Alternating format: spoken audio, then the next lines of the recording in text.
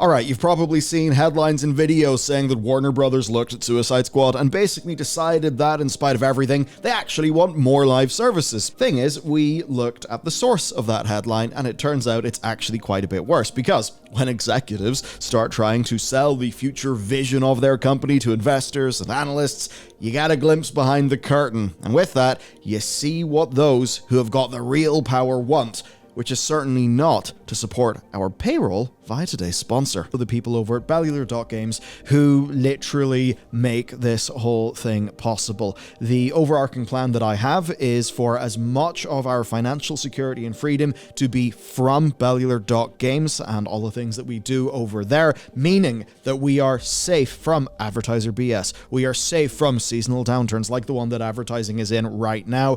Often when our channel has been doing really well, lots of our videos technically lose money, which obviously sucks. So, long-term picture, I want things to be sustainable, I want them to be healthy, I want maximum job security and a platform from which we can sustainably grow and make shit better for you. So, if you want to support that mission, the link is down below. With that said then, let's go and talk about this whole situation. So, I'll begin today with the obvious. Suicide Squad has not actually done that well. This is fairly uncontroversial, and it does actually reflect the opinion of Warner Brothers executives during their recent financial reporting. But the question has been, what happens next, right?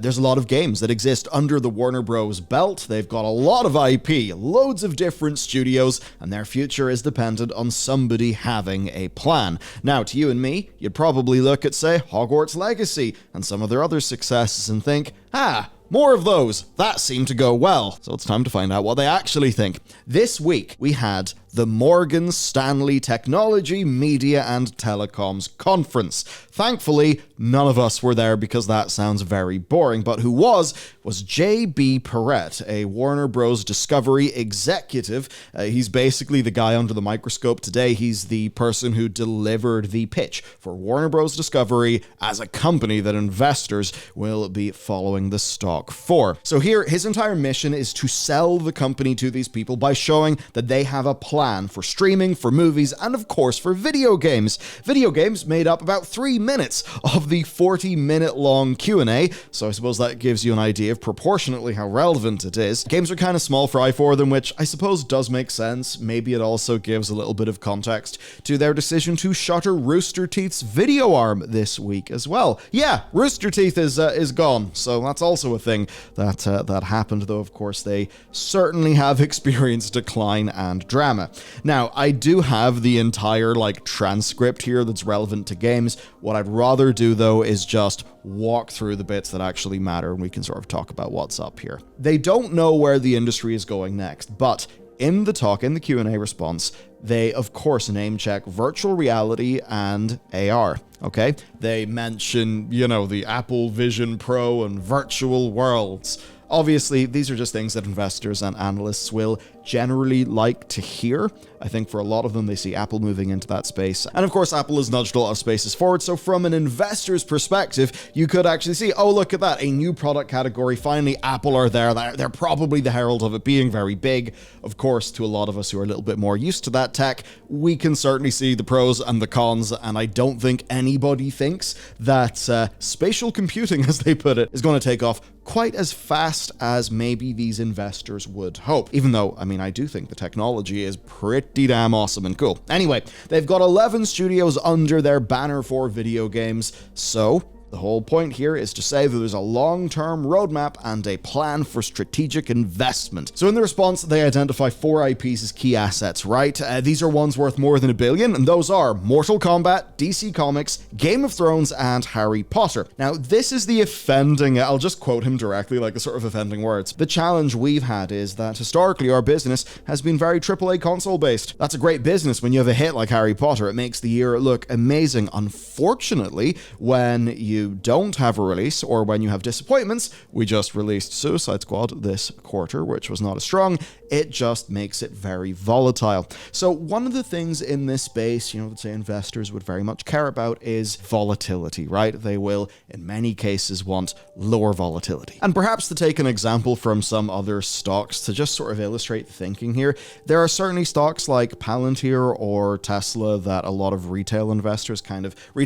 would be like, you and me, right? Not the big institutional sort of types, where there was volatility, maybe too much for the institutional types to, to sort of be as comfortable.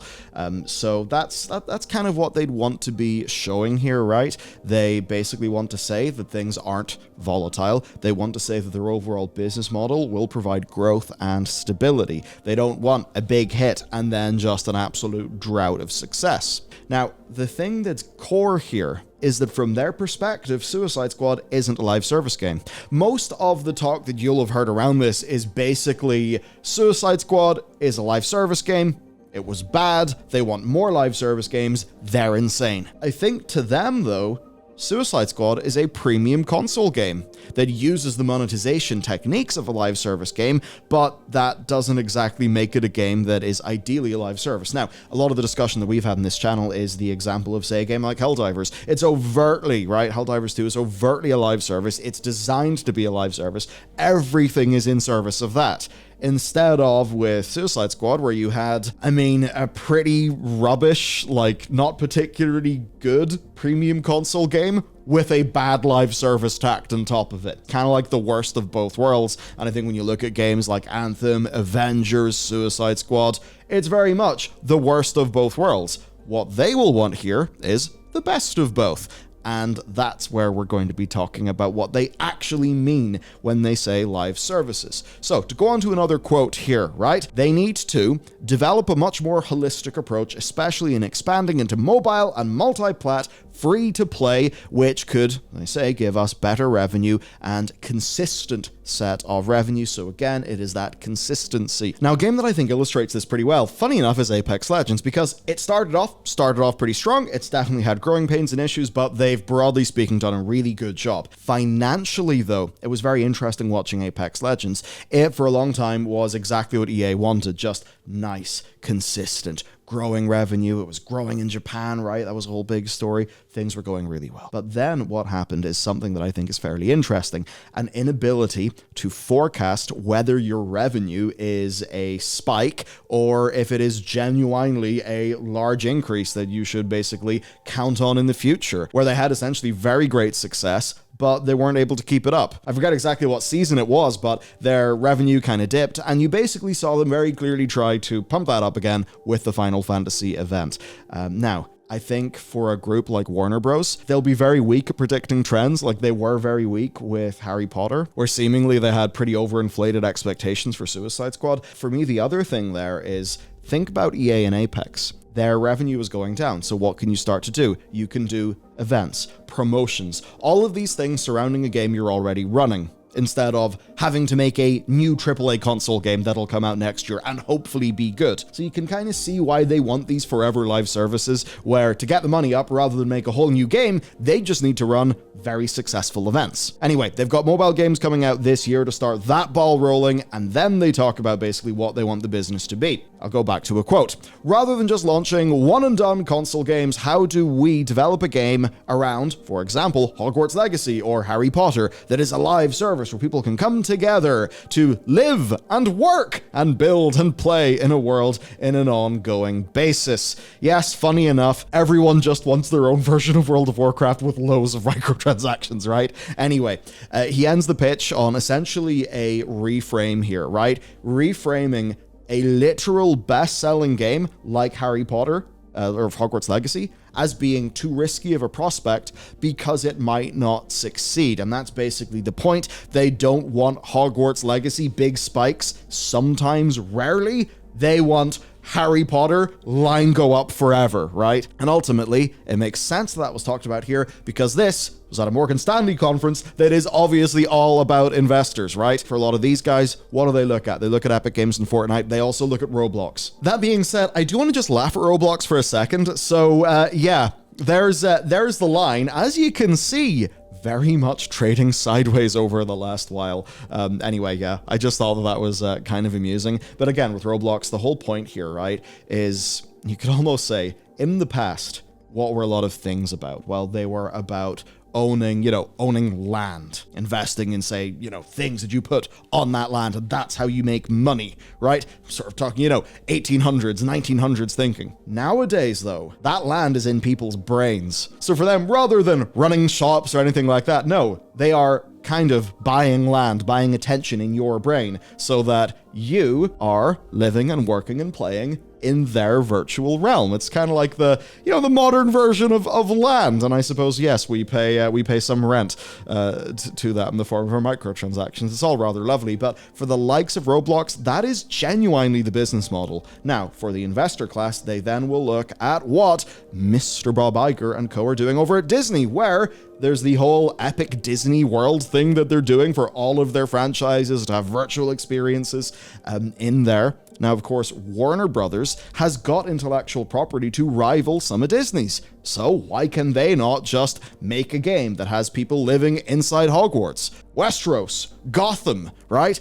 Constantly offering them new ways to spend money in a game that will never end. So that's basically the point. $70 is not enough money. Like, people keep on saying, oh my god, I can't believe games have got so expensive. $70 for what this kind of, I suppose, business model is, they don't give a shit about that. What they want is $700 across an entire year from somebody. And you might think that's kind of insane and crazy, but again, that's where I go back to that analogy about the land, right? About, in the old days, people are buying land, investing in land, getting workers to work in the land, blah, blah, blah, and that's how they end up making the money. In this case, though, it's not about you going and spending $70 or going and, say, buying a coffee. No, this is you having a coffee subscription so that you are worth to that company however much a year in like committed predictable spending. That's kind of like the point here. So they want you to be paying your your J.K. Rowling rent to Warner Bros. And that's what they want.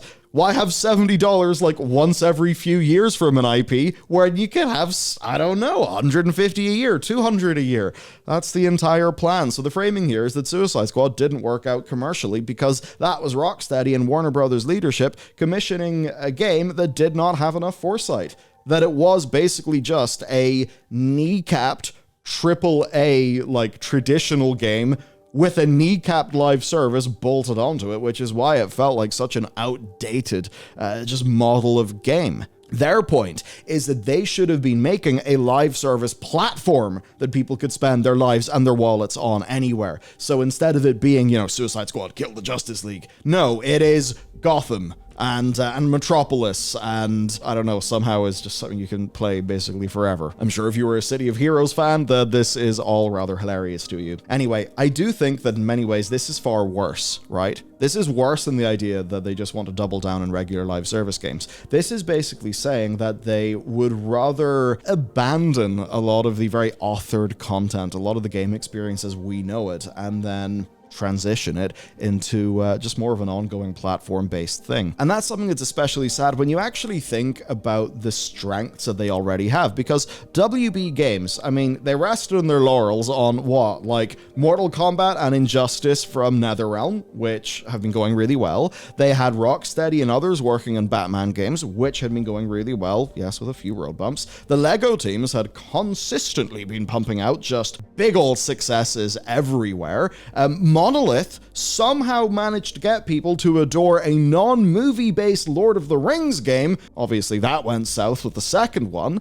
In less franchise-based terms, you got your Scribblenauts, your Back for Blood, giving simple enough one-and-done sort of experiences. So you look at all those games, and you think, wow, if you love fighting games, if you like the Harry Potter universe, you've been really satisfied as a customer. For them, that's not the point. Because in all those cases, they were just earning some of your money rather than selling you on the vision of their platform that you will be on for a very, very long time. That's basically why, to them, this is old hat. They probably are the sort that look at Ready Player One and think, that would be great. Going forward, it's not all grim. Like, yes, they've outlined some stuff here that I think is quite antithetical to the sort of games that we like, but you do have, say, the likes of Monolith that are working on a Nemesis system, sort of inspired open-world Wonder Woman game that is designed to not be a live service, according to official statements. Elsewhere, though, they are working on a Quidditch game that, quite obviously will be some sort of live service experience. Then Then we've got Multiverses. It actually shut down in June 2023 and is now going to be making a return.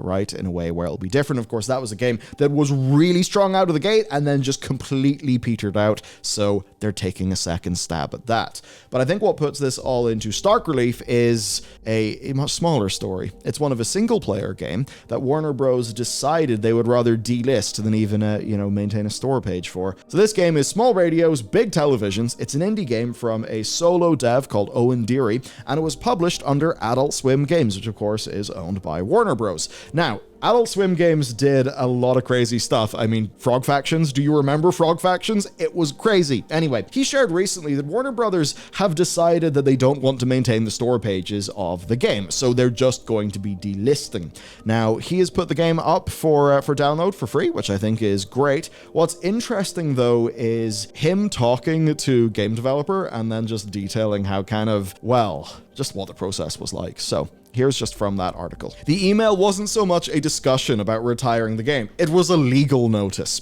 In terms of how it affected me, it's kind of depressing. I'm very proud of the game, but I can see why they did it. Adult Swim Games hasn't really been a thing for many years now, and everyone I worked with at the publisher has long since moved on to other places. When you're working with purely digital products, nothing is going to stay around very long, which is very much echoing the sorts of things that we've been talking about with the whole physical to digital transition that is only accelerating right now. Anyway, as it was put to him, the decision was framed under unspecified internal business changes, with the game being pulled down over the next 60 days. But it seems pretty clear, right?